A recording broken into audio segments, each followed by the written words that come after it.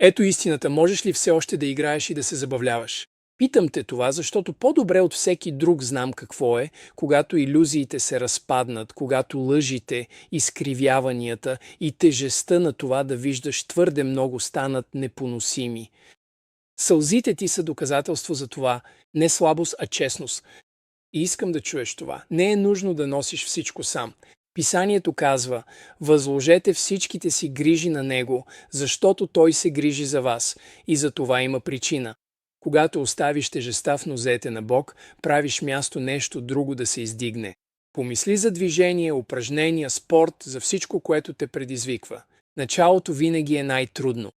Умът ти се съпротивлява, тялото ти се колебае, но след като приключиш, има признателност, има яснота, има радост, която не си имал в началото. Това е най-големия жив пример за истина. Кой си ти се променя всяка минута, всяка секунда. Не оставаш същия.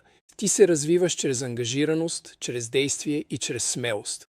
И бъдещото ти аз винаги ще благодари на сегашното ти аз, че е направило дори една крачка напред, че е направило нищо повече от скок на вярата в себе си. Това е истинското значение на това да дадеш бремето си на Бог. Не да отстъпиш назад, а да вървиш напред с Него, носейки тежестта, от която вече нямаш нужда. И когато го направиш, радостта се връща, детската лекота се връща.